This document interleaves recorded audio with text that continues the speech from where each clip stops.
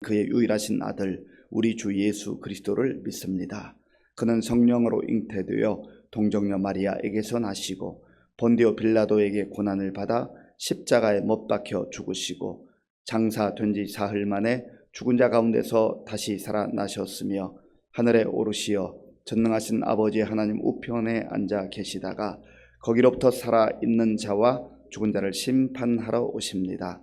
나는 성령을 믿으며 거룩한 공교회와 성도의 교제와 죄를 용서받는 것과 몸의 부활과 영생을 믿습니다. 아멘. 하나님께서 오늘 우리에게 주시는 말씀은 에스겔 43장입니다.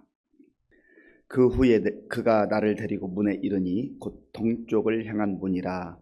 이스라엘 하나님의 영광이 동쪽에서부터 오는데 하나님의 음성이 많은 물소리 같고 땅은 그 영광으로 말미암아 빛나니 그 모양이 내가 본 환상 곧 전에 성읍을 멸하러 올 때에 보던 환상 같고 그 발 강가에서 보던 환상과도 같기로 내가 곧 얼굴을 땅에 대고 엎드렸더니 여호와의 영광이 동문을 통하여 성전으로 들어가고 영이 나를 들어 데리고 안뜰에 들어가시기로 내가 보니 여호와의 영광이 성전에 가득하더라. 성전에서 내게 하는 말을 내가 듣고 있을 때에 어떤 사람이 내 곁에 서 있더라. 그가 내게 이르시되 인자야 이는 내 보좌의 처소 내 발을 두는 처소 내가 이스라엘 족속 가운데 영원히 있을 곳이라. 이스라엘 족속 곧 그들과 그들의 왕들이 음행하며 그 죽은 왕들의 시체로 다시는 내 거룩한 이름을 더럽히지 아니하리라. 그들이 그 문지방을 내 문지방 곁에 두며 그 문설주를 내 문설주 곁에 두어서 그들과 나 사이에 겨우 한 담이 막히게 하였고 또 그 행하는 가증한 일로 내 거룩한 이름을 더럽혔으므로 내가 노하여 멸망시켰거니와 이제는 그들이 그 음란과 그 왕들의 시체를 내게서 멀리 제거하여 버려야 할 것이라. 그리하면 내가 그들 가운데에 영원히 살리라. 인자야 너는 이 성전을 이스라엘 족속에게 보여서 그들이 자기의 죄악을 부끄러워하고 그 형상을 청량하게 하라. 만일 그들이 자기들이 행한 모든 일을 부끄러워하거든 너는 이 성전의 제도와 구조와 그 출입하는 곳과 그 모든 형상을 보이며 또 그 모든 규례와 그 모든 법도와 그 모든 율례를 알게 하고 그 목전에 그것을 써서 그들로 그 모든 법도와 그 모든 규례를 지켜 행하게 하라. 성전의 법은 이러하니라. 산꼭대기 지점의 주인은 지극히 거룩하리라. 성전의 법은 이러하니라. 제단의 크기는 이러하니라. 한 자는 팔꿈치에서부터 손가락에 이르고 한 손바닥 너비가 더한 것이라. 제단 밑받침의 높이는 한 척이요 그 사방 가장자리의 너비는 한 척이며 그 가로 둘린 턱의 너비는 한 뼘이니 이는 제단 밑받침이요. 이 땅에 닿은 밑받침면에서 아래층의 높이는 두 척이요 그 가장자리의 너비는 한 척이며 이 아래층면에서 2층의 높이는 네 척이요 그 가장자리의 너비는 한 척이며 그 번제단 위층의 높이는 네 척이며 그 번제하는 바닥에서 소선뿔이 넷이며 그 번제하는 바닥의 길은 12척이요 너비도 12척이니 네모 반듯하고 그 아래층의 길이는 14척이요 너비는 14척이니 네모 반듯하고 그 밑받침에 둘린 턱의 너비는 반척이며 그 가장자리의 너비는 한 척이니라. 그 층계는 동쪽을 향하게 할지니라. 그가 내게 이르시되 인자야 주 여호와께서 이같이 말씀하셨느니라. 이 제단을 만드는 날에 그 위에 번제를 드리며 피를 뿌리는 규례는 이러하니라. 주 여호와의 말씀이니라. 나를 가까이 하여 내게 수종드는 사독의 자손 레위 자손 제사장에게 너는 어린 수송아지 한 마리를 주어 속죄 제물을 삼되 네가 그 피를 가져다가 제단의 네 뿔과 아래층 네 모퉁이와 사방 가장자리에 발라 속죄하여 제단을 정결하게 하고 그 속죄 제물의 수송아지를 가져다가 성전에 정한 처소 곧 성소 밖에서 불사를 찌며 다음 날에는 흠없는 염소 한 마리를 속죄 제물로 삼아 드려서 그 제단을 정결하게 하기를 수송아지로 정결하게 함과 같이 하고 정결하게 하기를 마친 후에는 흠없는 수송아지 한 마리와 네 가운데에서 흠없는 수닭 한 마리를 드리되 나 여호와 앞에 받들었다가 제사장은 그 위에 소금을 쳐서 나 여호와께 번제로 드릴 것이며 7일 동안은 매일 염소 한 마리를 갖추어 속죄의 제물을 삼고 또 어린 송아지 한 마리와 때 가운데에서 숫양 한 마리를 흠 없는 것으로 갖출 것이며 이같이 7일 동안 제단을 위하여 속죄의 제를 드려 정결하게 하며 드릴 것이요 이 모든 날이 찬 후 제8일과 그 다음에는 제사장이 제단 위에서 너희 번제와 감사제를 드릴 것이라. 그리하면 내가 너희를 즐겁게 받으리라. 주 여호와의 말씀이니라. 아멘. 하나님의 영광이 있는 곳이 성전입니다. 거룩한 집이 될 수 있는 가장 중요한 근거는 그 집이 멋있고 화려하게 지어져서 성전이 되는 것이 아닙니다. 하나님의 임재, 하나님의 영광이 있느냐 없느냐가 성전이 되고 성전이 되지 않고의 가장 중요한 기준입니다. 에스겔이 환상을 보는 가운데 10장에 보면 10장 18절에서 여호와의 영광이 떠났다 했습니다. 여호와의 영광이 성전 문지방을 떠나서 그룹들 위에 머무르니 여호와의 영광이 성전 문지방을 떠났다. 최대의 비극은 여호와의 영광이 떠나는 겁니다. 하나님이 떠나는 거예요. 하나님 없는 인생, 하나님 없이 살아가는 인생, 아무리 화려한들 그 속은 아무것도 없는 것 같은 알맹이 없는 그러한 인생과 같다고 하는 것입니다. 비록 좀 초라해 보이고 수수해 보여도 평범해 보여도 여호와의 영광이 있는 그 공간, 그 장소, 그 인생은 바로 성전이 되고 성소가 되고 또 복된 인생이 되는 것입니다. 그래서 오늘 우리가 말씀을 통해서 다시 한번 하나님 앞에 간절히 구해야 될 것은 하나님의 영광이 임하는 나의 삶이 되게 하여 주옵소서.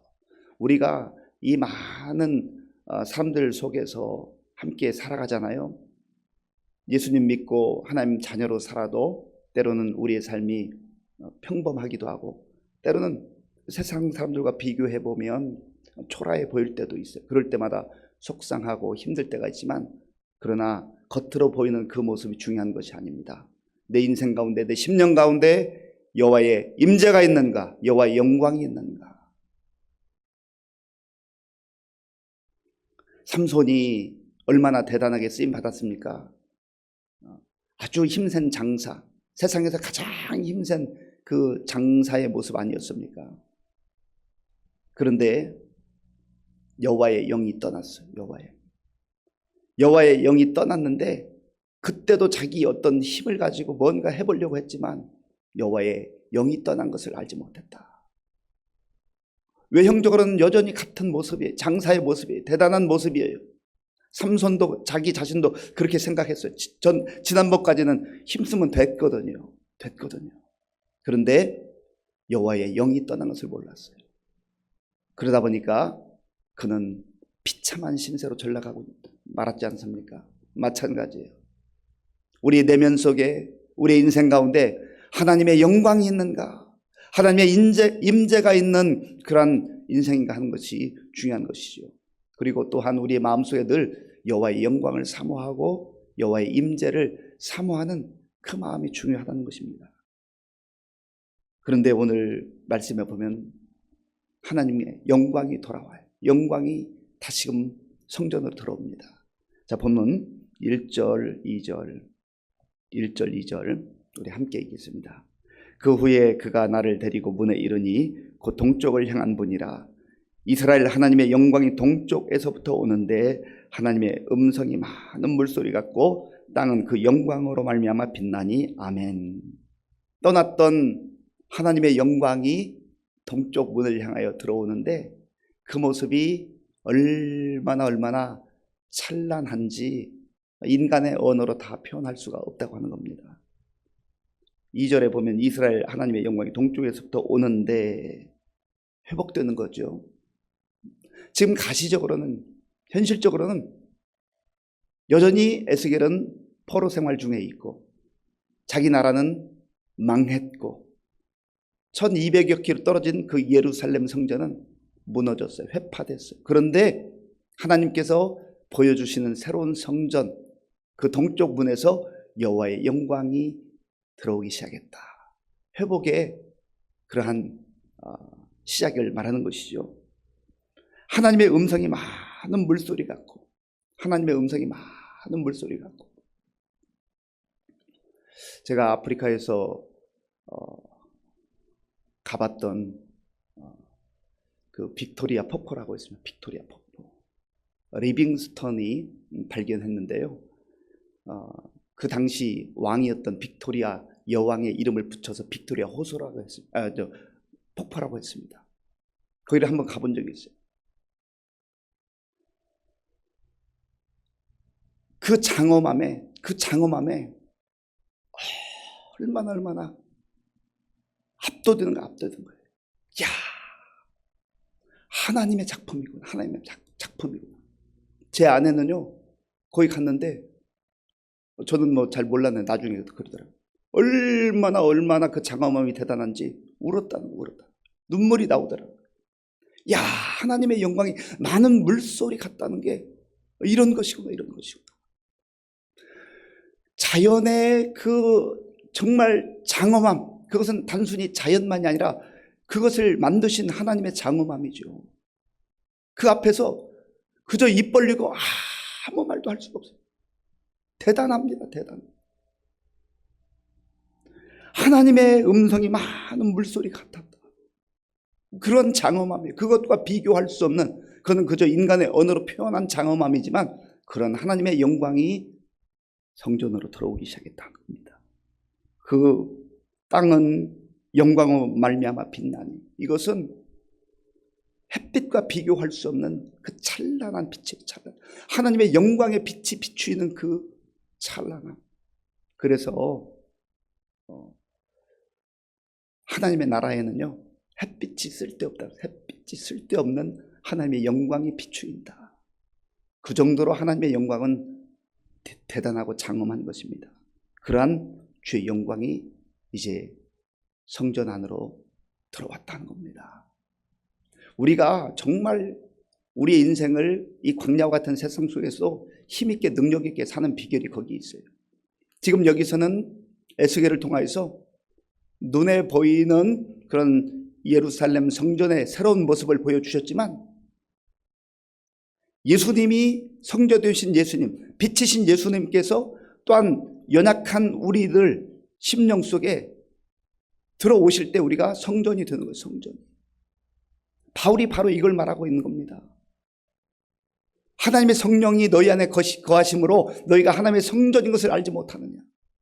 문제는 우리가 외형적으로 예배드리고 외형적으로 그리스도인이라 하는 그것이 문제가 아니라, 내 심령 가운데 하나님께서 에스겔에 보여주셨던 그 찬란한 영광이 임하면은요, 그 인생은 어떤 상황 속에서도 소망 가운데 사는 거예요. 바울이 육신적으로 그렇게 힘들고 어려운 가운데서도 항상 기뻐하라. 내가 다시 말하노니 기뻐하라. 주 안에서 기뻐하라. 그 침침하고 어두운 감옥에서 말했잖아요. 왜 그랬습니까? 어떻게 그렇게 할 수 있습니까?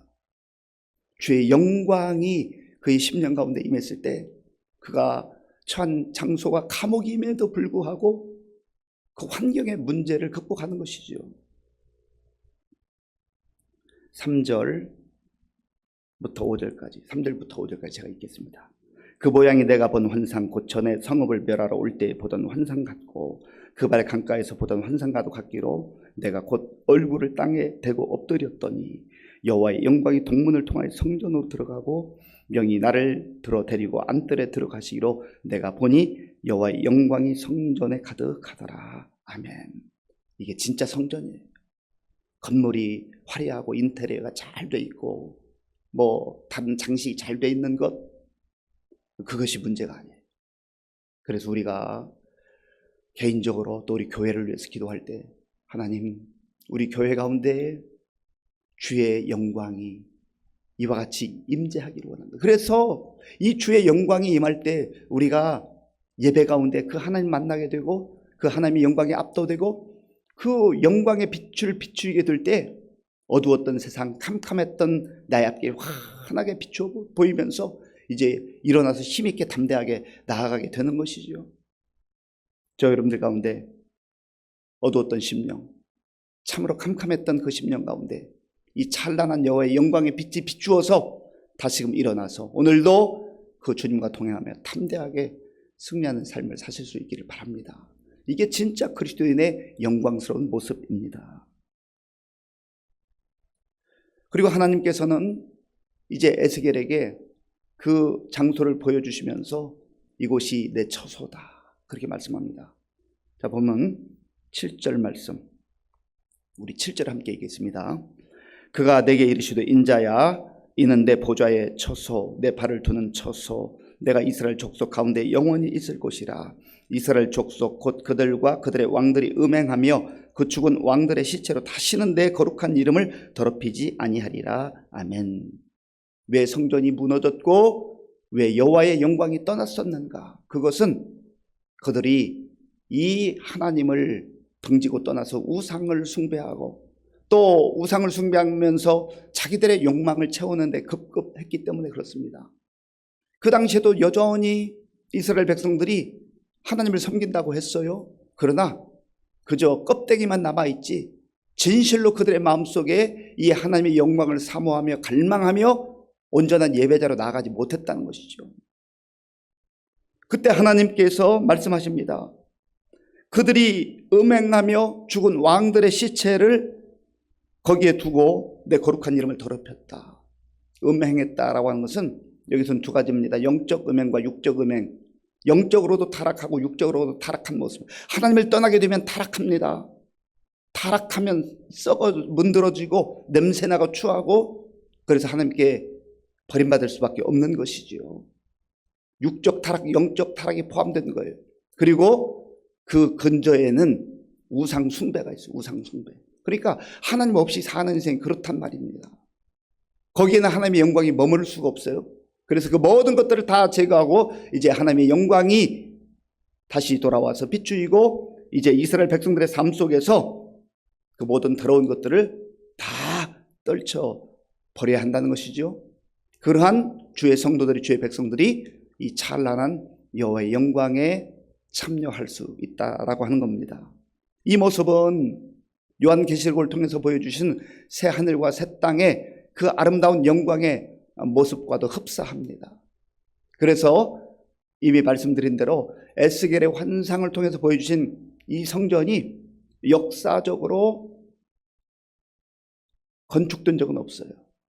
그러나 이것은 이제 우리의 주님께서 재림하시고 또 우리를 영원한 하나님의 나라로 불러주실 때 거기에서 우리가 눈으로 보며 이 사실을 확인하게 될 것입니다. 그러나 우리는 또 예수 은혜에 안에서 이러한 삶을 이 광야와 같은 세상 속에서도 누리며 살아갈 수가 있는 것입니다.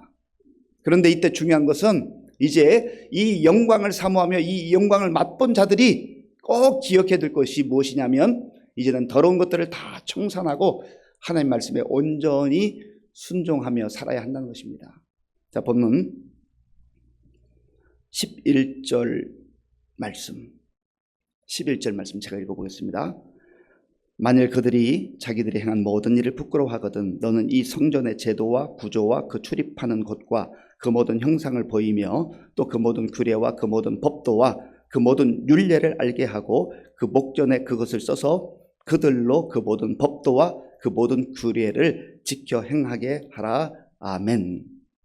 이제 하나님께서 새롭게 세우시는 이 성전, 이 성전에서 여호와의 영광을 맛보는 자들은 더 이상 우상의 그 형상 앞에가 절하거나 또 육신의 욕망을 따라 살지 말고 철저하게 하나님의 규례와 법도를 따라 살라 하는 것입니다. 하나님의 규례와 법도라고 하는 것은 하나님의 말씀을 의미하는 것이죠. 그래서 성도가 가장 영광스럽고 가장 아름답고 빛나는 삶을 사는 것은 다른 데 있는 게 아니에요.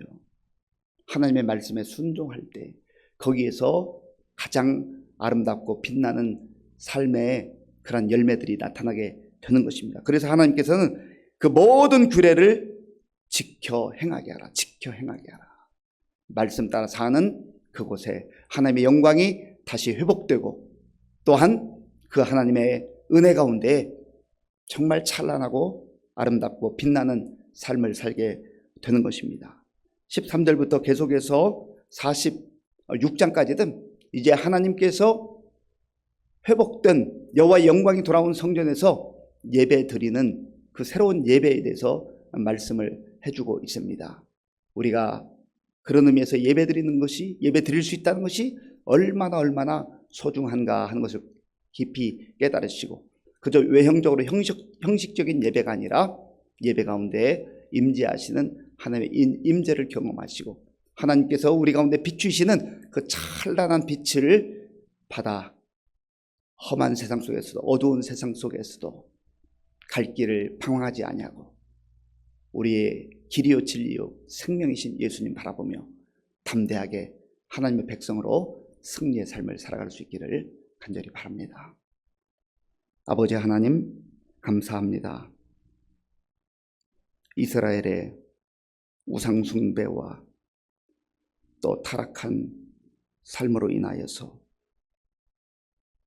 하나님의 영광이 떠났던 그곳에 하나님께서 새로운 성전을 세워주시고 여호와의 영광이 돌아옴으로 진정으로 하나님이 하나님 되심을 말씀을 통해서 보여주셨습니다. 하나님, 우리의 삶 속에도 주의 영광이 임하게 하시고 우리의 예배 가운데도 주의 영광이 임하여서 주의 임재 가운데에 우리가 새 힘을 얻게 하시고 그 삶이 가장 복된 삶임을 알게 하시며 오늘도 주께서 비추이시는 그 빛을 우리의 마음에 품고 세상 속에서 담대하게 하나님의 자녀들로 살아가게 하여 주시옵소서. 예수님의 이름으로 기도하옵나이다. 아멘. 주기도문으로 예배를 마치겠습니다. 하늘에 계신 우리 아버지, 아버지의 이름을 거룩하게 하시며 아버지의 나라가 오게 하시며 아버지의 뜻이 하늘에서와 같이 땅에서도 이루어지게 하소서. 오늘 우리에게 일용할 양식을 주시고 우리가 우리에게 잘못한 사람을 용서하여 준 것 같이 우리 죄를 용서하여 주시고 우리를 시험에 빠지지 않게 하시고 악에서 구하소서. 나라와 권능과 영광이 영원히 아버지의 것입니다. 아멘. 예, 먼저 광고 말씀드립니다. 우리 고 이유경 성도님의 발인 예배 오늘 오전 8시 30분에 있습니다. 교회에서는 7시 40분에 출발하도록 하겠습니다. 오늘 우리에게 주신 말씀을 생각하면서 기도할 때 떠났던 여호와의 영광이 다시금 새로운 성전에 들어왔습니다. 오늘 우리에게 필요한 기도 제목이 이것입니다. 하나님의 임재가 있고 하나님의 영광이 있는 우리 교회 예배가 되게 하시고 우리 개인의 예배가 되게 하여 주옵소서. 기도하시고요. 또한 이제 여호와의 영광 가운데 살아가는 우리가 우상과 또 우리의 타락한 그런 모습들 다 떨쳐버리고 하나님 말씀에 온전히 순종함으로 가장 멋지고 가장 아름답고 영광스러운 삶을 살게 하여 주옵소서. 기도하시기 바랍니다. 또 우리 나라와 민족을 위해서 특별히 어제고 혼란한 이 시대에 지도자들을 위해서 기도해 주시기 바랍니다. 우리 교회와 성도님들을 위해서 기도할 때 많은 어르신들 영육간에 강건하실 수 있도록 기도해 주시고 우리 환우들을 위해서 기도해 주시고요. 또 우리 군 복무 중인 청년들 다음 세대를 위해서도 기도해 주시기 바랍니다. 계속되는 대신방을 위해서 그리고 교회 공사가 안전한 가운데 잘 마무리될 수 있도록 기도해 주시고 5월 27일 이번 주 토요일 전교회 한마음 축제에 많은 성도들이 참여해서 기쁨을 함께 누리고 아름다운 성도의 교제가 있도록 기도해 주시기 바랍니다. 지금도 세계 곳곳에 나가 범사하는 선교사님들 위해서 기도하겠습니다.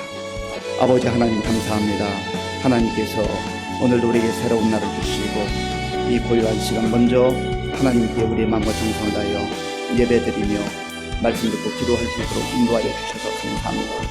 하나님 아버지, 아무리 화려해 보여도 아무리 대단해 보여도 여호와의 영광이 떠난 그 장소는 더 이상 승리를 줄 수 없고 여호와의 영광이 떠난 그 인생은 정말 힘 빠지고 하나님 아버지여 비참한 그런 모습으로 전락할 수밖에 없다는 것을 말씀해 주십니다. 아버지여 원하옵나니 하나님께서 새 성전을 허락하시고 여호와의 영광이 다시금 그 성전에 가득한 이 찬란한 모습을 우리에게 다시금 소망의 말씀으로 주시니 감사합니다. 하나님 아버지요, 우리 개인의 심령 속에도 여호와의 영광이 임하기를 원합니다. 주의 영광이 임하기를 원합니다. 우리 교회 예배 가운데 여호와의 영광이 임하기를 원합니다. 하나님의 임재가 있는 예배가 되게 하여 주시옵소서. 사람들만 모이는 예배가 되지 말게 하시고 하나님이 친히 임재하셔서 그 영광으로 우리를 비추어 주시고 그 찬란한 빛으로 비추어 주시고 하나님의 많은 물소리와 하는 하나님의 그 장엄하고 능력의 말씀으로 우리에게 말씀하여 주셔서 하나님이여, 우리가 정말 좌절 가운데 다시 일어나게 하시고 절망 가운데 다시 일어나게 하시고 주님께서 비추어 주신 그 빛을 아버지여 우리의 마음에 품고 험한 세상에 담대하게 나아갈 수 있도록 주님 도와주시옵소서. 하나님 아버지, 우리 모든 우리의 개인의 삶뿐만 아니라 아버지여 우리 교회 가운데 또 한국 교회 가운데 여호와의 임재가 있는 예배가 아버지여 다시 회복되게 하여 주시옵소서. 하나님의 영광이 임하는 그런 예배가 될 수 있도록 주님 도와주시옵소서. 하나님, 그리하여서 아무리 시대가 힘들고 어려워도 주의 영광이 임함으로 우리가 정말 힘있게 능력있게 참 하나님의 백성들로 살아갈 수 있도록 인도하여 주시옵소서.